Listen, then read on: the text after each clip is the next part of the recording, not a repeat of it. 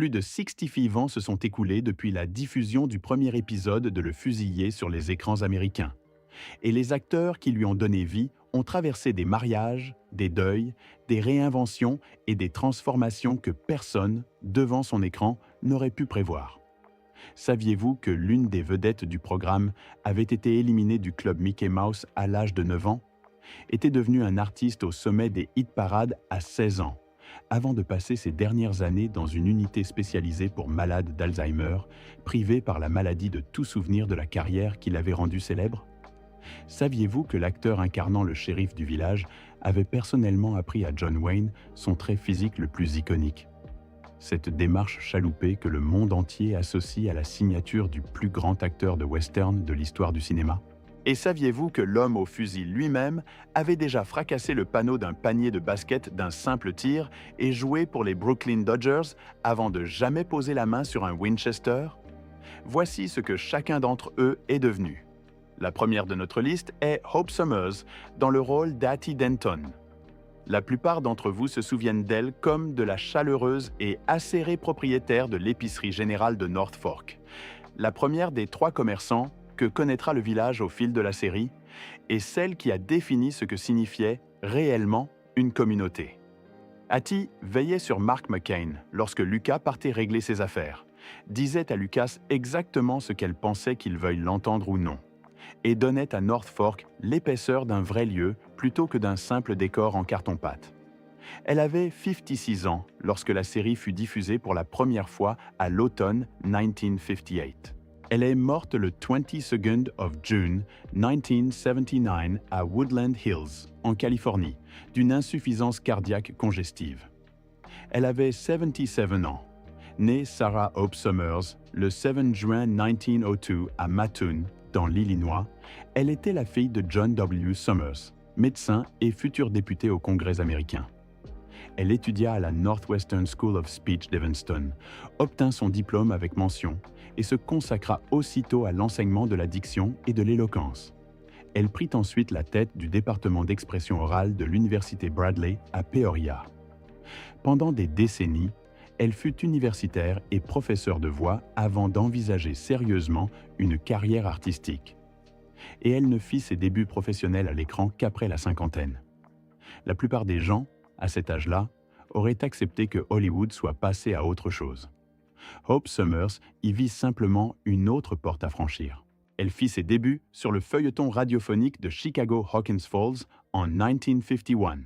Et de là, elle construisit l'un des répertoires de second rôle les plus discrètement impressionnants de sa génération. Après Le Fusilier, elle devint Clara Edwards dans La Loi du revolver. Une voisine bavarde et chaleureuse dont la présence récurrente contribua à dessiner le visage de Mayberry pendant les 8 saisons de la série. Elle apparut dans Procès de singe aux côtés de Spencer Tracy et Frederick March. Elle donna l'une de ses performances les plus subtilement troublantes dans Rosemary's Baby sous la direction de Roman Polanski. Et elle fut la voix originale de Madame Butterworth, le célèbre flacon de sirop d'érable parlant dont les publicités envahirent les écrans américains pendant des années. Des millions d'enfants s'endormirent bercés par cette voix sans jamais savoir qu'elle appartenait à la même femme qui avait glacé les salles de cinéma dans Rosemary's Baby. Elle avait été mariée à Claude James Witherell pendant 40 ans, jusqu'à la mort de celui-ci en 1967. Elle eut 2 enfants. Elle travailla jusqu'en 1978 et ne s'arrêta que lorsque sa santé l'y contraignit. Cette voix, celle qu'elle avait passé des décennies à cultiver chez les autres, fut son plus grand instrument à l'écran. Elle portait une chaleur qui ne s'imite pas. Elle se vit. Hattie Denton savait toujours ce qui se passait à North Fork. Hope Summers a toujours su exactement qui elle était.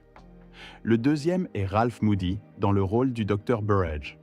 Il était le médecin du village, l'homme vers lequel North Fork se tournait quand les coups de feu s'étaient tus et qu'il fallait compter les dégâts. Le docteur Burrage apparut dans plus d'une douzaine d'épisodes tout au long de la série. Et Ralph Moody lui prêtait cette autorité douce et tannée par l'existence qui donnait l'impression qu'il était là depuis avant l'arrivée de tout le monde. Il avait 71 ans quand Le Fusilier fut diffusé pour la première fois en 1958. ce qui signifie qu'il apportait 7 décennies d'une vie bien vécue à un personnage dont la raison d'être était précisément le poids de l'expérience. Il mourut le 6 septembre 1971 à Burbank, en Californie. Il avait 84 ans. Né le 5 novembre 1886 à Saint-Louis, dans le Missouri, son histoire est l'une des plus extraordinaires de cette liste entière, car Ralph Moody ne commença sa carrière au cinéma et à la télévision qu'à l'âge de 62 ans. Avant cela, il avait passé plus de 4 décennies à sillonner les États-Unis avec des troupes de théâtre itinérants, dirigeant sa propre compagnie pendant près de la moitié de cette période.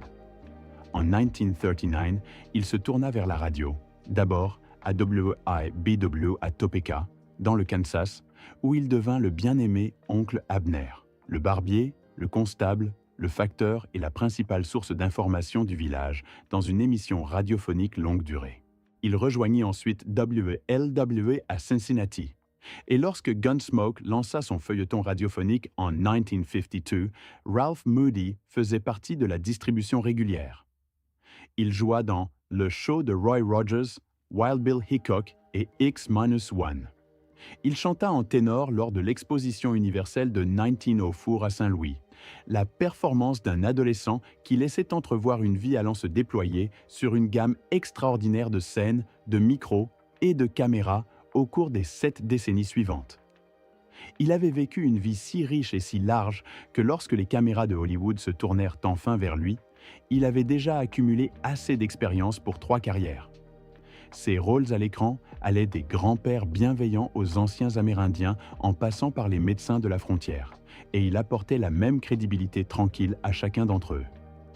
Il apparut dans 2 rois et une reine, la légende de Tom Dooley et l'histoire de Ruth.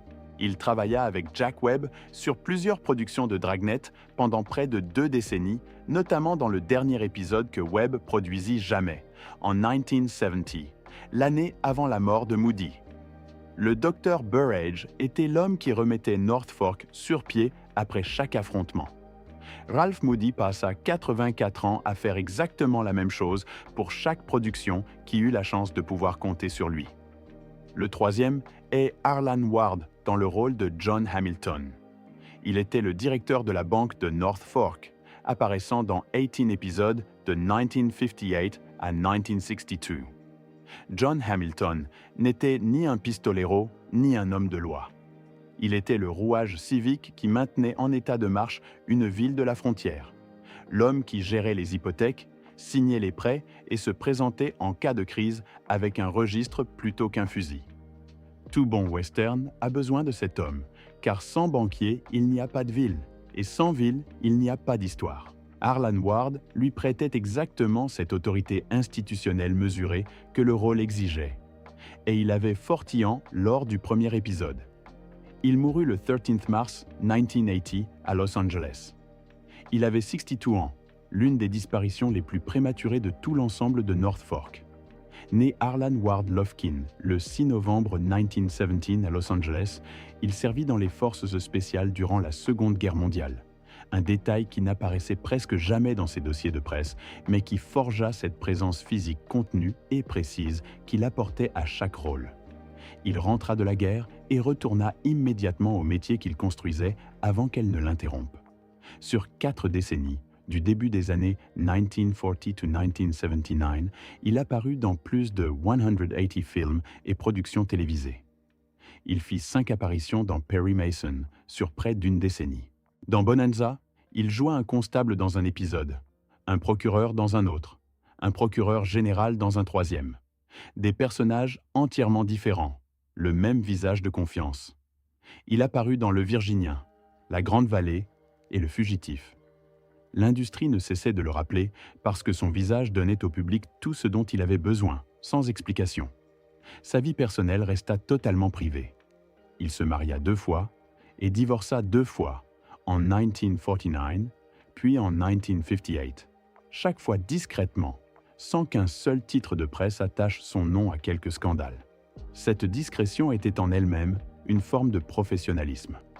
Sa carrière ralentit dans les années 1970 avec le déclin du western télévisé. Sa dernière apparition à l'écran fut dans Drôle de dame. Non, dans le dossier Rockford en 1979 face à James Garner. Il était juste que le dernier chapitre soit encore, d'une certaine façon, un western. John Hamilton gardait l'argent en sécurité et posait les bonnes questions.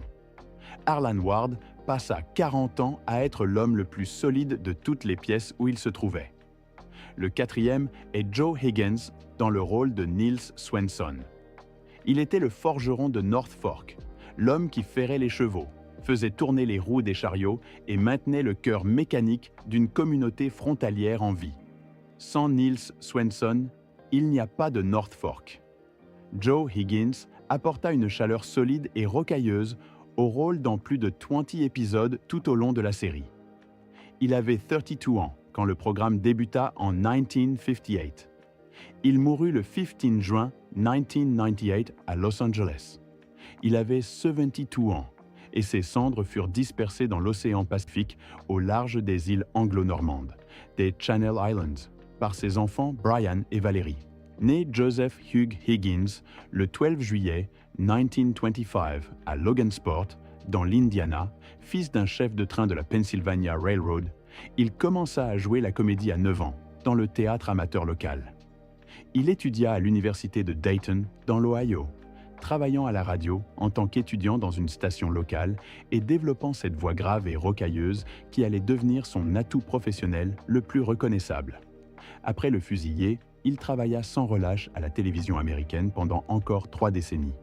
La quatrième dimension, Bonanza, Gunsmoke, Ginny de mes rêves, Pétrole et comédie, La Grande Vallée, Hill Street Blues.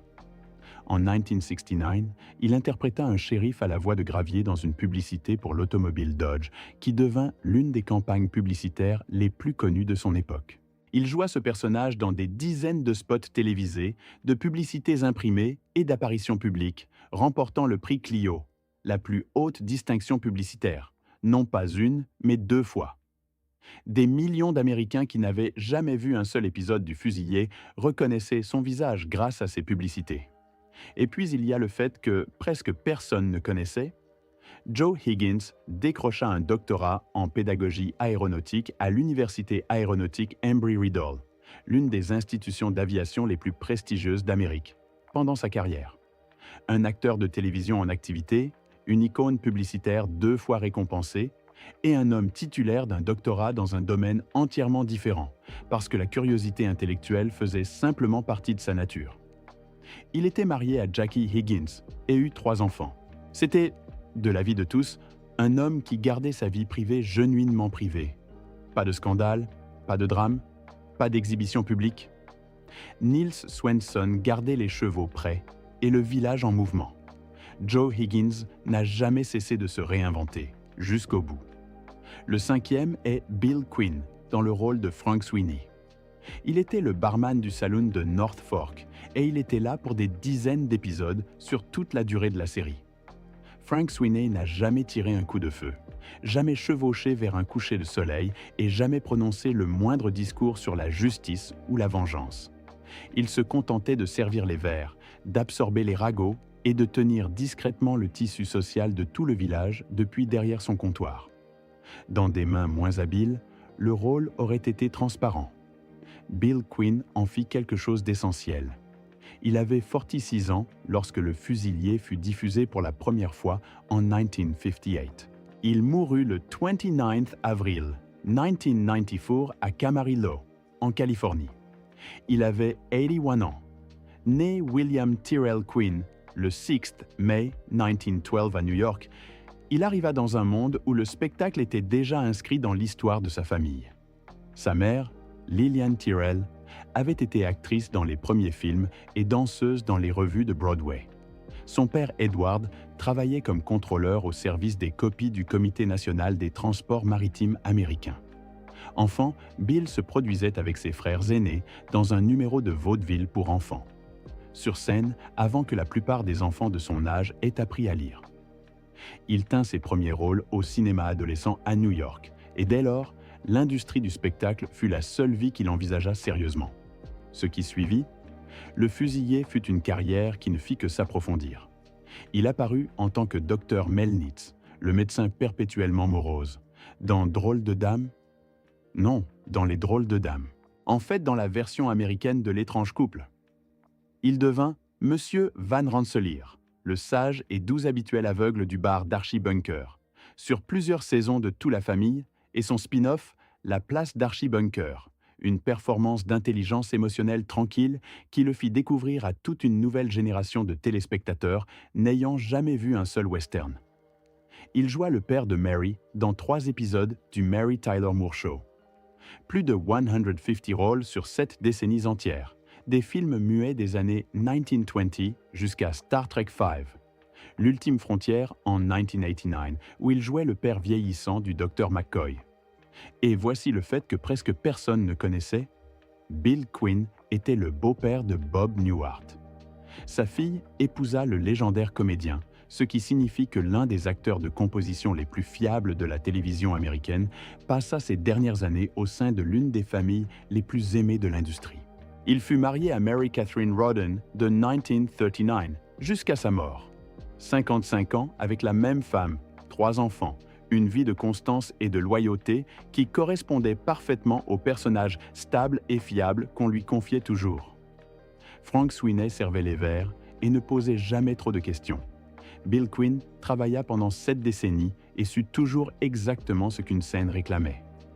La 6e est Joanne Taylor dans le rôle de Millie Scott. Elle était la propriétaire de l'épicerie générale de North Fork, prenant la succession d'Hattie Denton et devenant le courant romantique silencieux qui coulait sous la surface émotionnelle du programme dans 18 épisodes de 1960 to 1962. Millie Scott était intelligente, posée et genuinement chaleureuse, exactement la sorte de femme à laquelle un éleveur veuf comme Lucas McCain pourrait se surprendre à penser contre tout instinct de prudence. La série n'insistait jamais trop, ce qui donnait un sentiment de totale authenticité. Elle avait 30 ans lorsqu'elle fit sa première apparition à North Fork en 1960. Elle mourut de mort naturelle le 4 mars 2012 à Santa Monica, en Californie. Elle avait 82 ans. Née Rosemary Emma le 18 août 1929 à Geneva, dans l'Illinois, son père, d'origine sicilienne, avait été accessoiriste dans le Hollywood des débuts avant de déménager avec la famille à Lake Forest, dans l'Illinois, où il dirigeait le cinéma local Deer Path. Sa mère, Amelia Berkey, avait été une vedette des revues de music hall en tant que chanteuse et danseuse dans les années 1920. Le spectacle coulait dans ses veines avant qu'elle le choisisse consciemment. Elle arriva à Hollywood à la fin des années 1940 et construisit une solide carrière dans les westerns et les films de science-fiction. La Terre contre les soucoupes volantes et 20 millions de lieues sous la mer. Pardon, 20 millions de miles de la Terre, tous deux avec les légendaires effets en animation image par image de Ray Harryhausen, devinrent des films cultes dont les fidèles ne se sont jamais tout à fait dissipés. Puis le fusilier l'appela, et elle apporta à cette épicerie générale quelque chose de plus discret et de plus émotionnellement sophistiqué que ce que le genre permettait habituellement. Ce qui mit fin à son aventure dans la série n'avait rien à voir avec son jeu. Son mari, le scénariste et producteur Leonard Freeman, déménagea la famille à Hawaï, où il développait ce qui allait devenir Hawaii Five-O.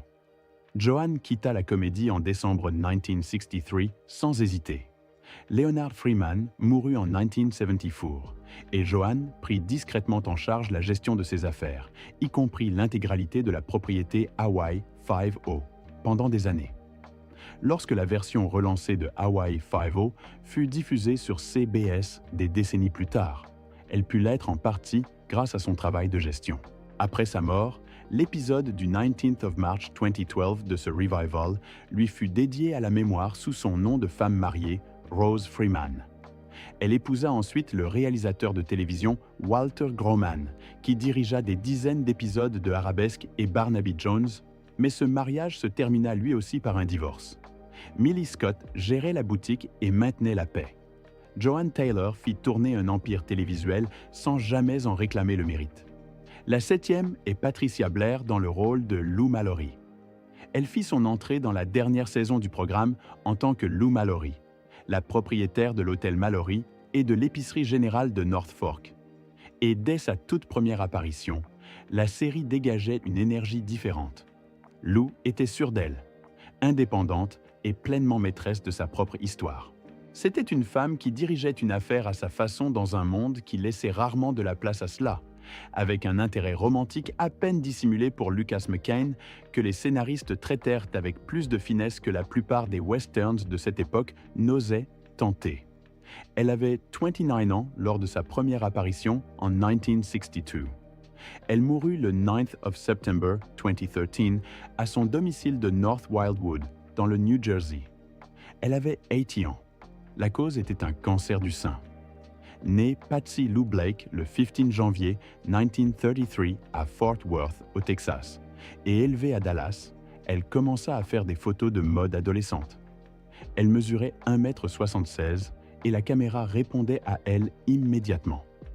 Elle travailla avec l'agence Conover, l'une des agences de mannequinat les plus prestigieuses du pays, avant de s'installer à Los Angeles à 17 ans pour faire de la comédie. Les producteurs la persuadèrent d'échanger son nom de naissance contre quelque chose qu'ils considéraient comme plus sophistiqué. Patsy Lou Blake devint Patricia Blair. Sa carrière cinématographique débuta en 1955 avec Saute dans l'enfer, un film de guerre sur la bataille de Dien Bien Phu. Elle enchaîna avec Le Sommeil noir, qui réunissait les icônes de l'horreur Bela Lugosi, Lon Chaney Jr., Basil Rathbone et John Carradine dans une seule production. Le Fusillé ouvrit ensuite une porte qui menait vers quelque chose de bien plus grand. En 1964, elle fut choisie pour incarner Rebecca Boone dans la série Daniel Boone de NBC face à Fess Parker, et conserva ce rôle pendant toute la durée de la série en 6 saisons. Plus de 160 épisodes en tant qu'épouse de l'un des pionniers les plus célébrés de l'histoire américaine. Elle fut Rebecca Boone pendant 6 ans. Sa complicité à l'écran avec Fess Parker reposait sur une vraie chaleur humaine et un respect mutuel. Sa Rebecca Boone n'était pas simplement la femme du héros. Elle était son égale, intelligente, déterminée et capable d'agir de façon autonome lorsque la situation l'exigeait. En 1964, c'était plus audacieux que cela ne pourrait le sembler aujourd'hui. Elle épousa le promoteur immobilier Martin S. Colbert en 1965 et pendant un temps tous deux vécurent sur un bateau à moteur de 18 mètres baptisé Don Juan au port de plaisance de Playa del Rey. Sa dernière apparition au cinéma eut lieu en 1979 dans L'homme des hautes plaines de Robert Redford et Jane Fonda. Dans ces dernières années, elle abandonna la comédie pour produire des salons professionnels à New York et dans le New Jersey. Elle combattit son cancer dans la discrétion, loin des caméras et des titres de presse, avec la même détermination tranquille qui avait défini tout ce qu'elle avait accompli. Elle n'accorda jamais d'interview sur sa maladie et ne demanda jamais de soutien public. Lou Mallory entra à North Fork et refusa de se laisser intimider par quiconque. Patricia Blair vécut toute sa vie exactement de la même façon. Le 8e est Paul Fix dans le rôle du shérif Micah Torrance. Il représentait la loi à North Fork et il fut présent dans 151 épisodes sur l'ensemble des 5 saisons du programme. Il avait 57 ans quand Le Fusillé fut diffusé pour la première fois. Et cet âge n'était pas anecdotique pour le personnage. Il en était l'essence même. Micah Torrance était un shérif portant le poids d'une expérience durement acquise dans un monde qui aurait préféré quelqu'un de plus jeune et de plus rapide. Chaque année que Paul Fix avait vécu apparaissait à l'écran et faisait exactement le travail que le personnage réclamait. Il mourut d'une insuffisance rénale à Los Angeles le 14th of October 1983. Il avait 82 ans. Né Peter Paul Fix le 13th of March 1901 à Dobbs Ferry, dans l'État de New York, il grandit dans une propriété d'une 80 hectares dans la vallée de l'Hudson, où ses parents, des immigrants allemands, Wilhelm Fix et Louise Waltz, exploitaient une brasserie. Ce fut une enfance confortable. Puis, quand Paul eut seulement 13 ans, sa mère mourut. Son père suivit 2 ans plus tard. La brasserie ferma. Tout l'édifice s'effondra. Et à 15 ans, il se retrouva seul. Il entra dans la comédie par les tout premiers temps de l'industrie cinématographique, traversant des décennies de films muets, puis la transition vers le parlant, jusqu'à devenir l'un des acteurs de composition les plus fiables de Hollywood. Sur 56 ans de carrière, de 1925 to 1981, il apparut dans plus de 100 films et des dizaines de productions télévisées. Il joua le père d'Elizabeth Taylor dans Géant de George Stevens en 1956. Il fut le juge dans Du silence et des ombres en 1962. Il apparut dans environ 27 films avec John Wayne au générique. Un chiffre qui fait de l'amitié entre ces deux hommes l'un des partenariats fondateurs de l'histoire du genre. Wayne l'appelait pour lui demander conseil. Fix ne refusait jamais.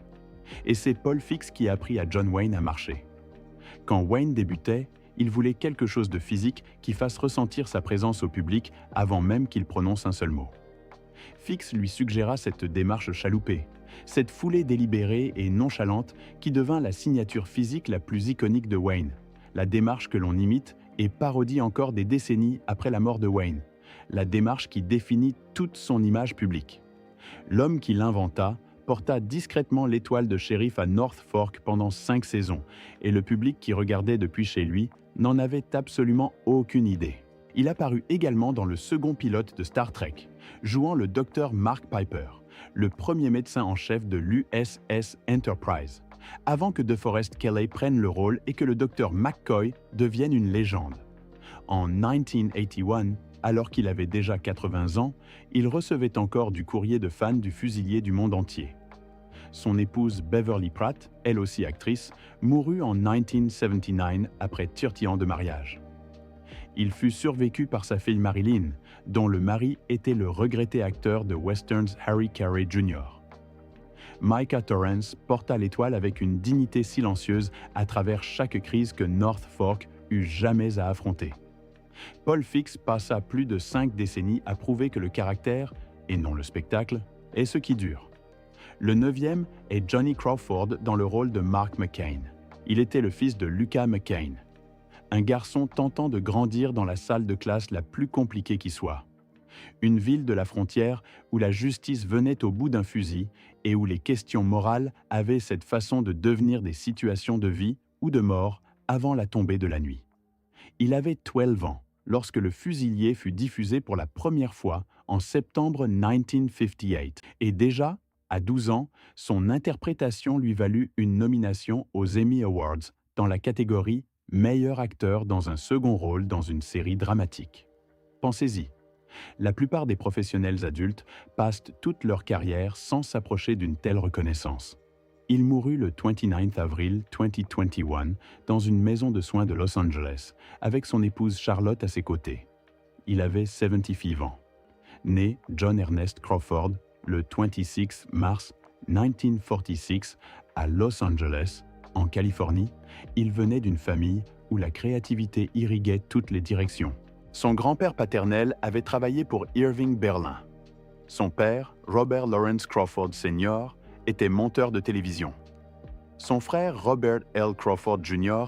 était lui aussi acteur, et dans l'une des coïncidences les plus extraordinaires de l'histoire de la télévision, Johnny, son frère et leur père furent tous trois nommés aux Emmy Awards la même année, 1959, pour des rôles dans 3 productions entièrement distinctes. 3 membres d'une même famille, célébrés simultanément par toute une industrie. Avant Le Fusilier, il y avait Mickey Mouse. Johnny Crawford était l'un des 24 Musketeers originaux lorsque Walt Disney lança le Club de Mickey en 1955. Il avait 9 ans. À la fin de la première saison, Disney réduisit la distribution à 12 et Crawford fut éliminé. Un rejet professionnel à 9 ans qui aurait pu mettre fin à une carrière avant qu'elle n'ait vraiment commencé. Au lieu de cela, cela lui ouvrit la voie. La popularité de l'émission lança une carrière discographique que personne n'avait anticipée. Il signa avec Delphi Records et en juin 1962, sa chanson Cindy's Birthday grimpa jusqu'à la 8e place du classement américain Billboard Hot 100. Un vrai succès, chaleureux et murmure, parfaitement ancré dans son époque. Le label enchaîna avec d'autres singles, dont Rumors et Your Nose Is Gonna Grow. Il était simultanément une star de western télévisé et un artiste discographique avec de véritables références dans les hit-parades. Il avait 16 ans. Après la fin du programme, il continua de jouer pendant les années 1960 et 1970, servant dans l'armée américaine à la fin des années 1960 et apparaissant dans Rawhide, Hawaii 5-0, La Grande Vallée et La Petite Maison dans la Prairie. À partir de 1992, il dirigea le Johnny Crawford Orchestra, un orchestre de danse rétro interprétant d'authentiques arrangements des années 1920 et 1930 lors de soirées à travers la Californie. Une seconde vie créative bâtie sur les mêmes instincts musicaux qui avaient fait surface chez Delphi 3 décennies plus tôt. Il dirigeait en tenue de soirée complète devant des publics en chair et en os. Un autre homme, une autre époque, le même engagement profond. Il épousa Charlotte Samko en 1995. En 2019, Johnny Crawford reçut un diagnostic de maladie d'Alzheimer. Il était déjà devenu le dernier membre survivant du casting principal du Fusilier. Son vieil ami de longue date, l'acteur Paul Peterson, lança une collecte de fonds pour aider à couvrir ses frais médicaux. Crawford contracta la COVID-19, puis une pneumonie. Sa famille rapporta que malgré tout ce que l'Alzheimer lui avait pris, il gardait son sourire chaleureux et l'étincelle dans les yeux, même vers la fin. Quand il s'en alla, c'était à la fois le père et le fils de North Fork que l'on perdait. Mark McCain grandit à l'écran, apprenant ce que signifiait être un homme bien auprès d'un père qui considérait cette responsabilité comme la chose la plus importante au monde. Johnny Crawford passa toute sa vie à apprendre la même chose. Le 10e est Chuck Connors dans le rôle de Lucas McCain, le fusilier en personne. Lucas était père avant tout et pistolero ensuite. C'était un homme qui préférait parler à tirer, qui élevait son fils avec une attention totale, qui portait le souvenir de sa femme disparue comme quelque chose à la fois douloureux et sacré, et qui avait un code moral qui ne pliait pas, quelle que soit la pression exercée. Chuck Connors donnait à tout cela un sentiment de totale réalité.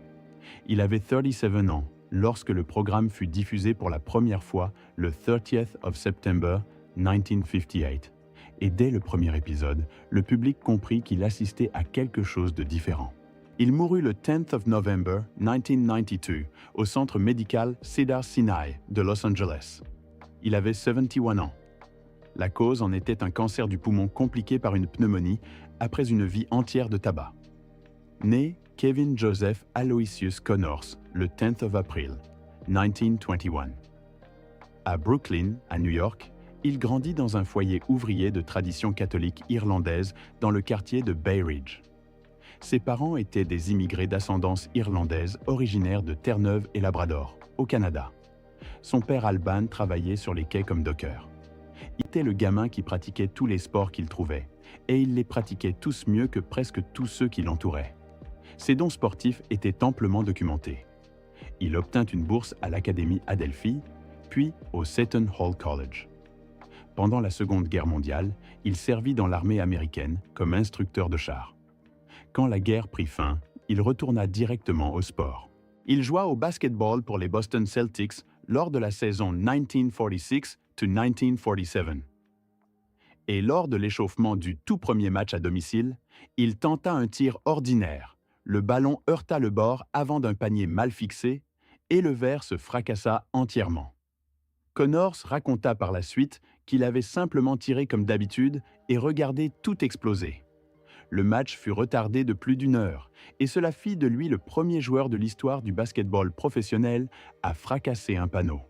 Il se tourna ensuite vers le baseball, jouant pour les Brooklyn Dodgers en 1949, l'équipe qu'il avait vénérée enfant, et pour les Chicago Cubs en 1951. Il est l'un des rares 13 athlètes de l'histoire à avoir joué à la fois en Ligue majeure de baseball et en NBA.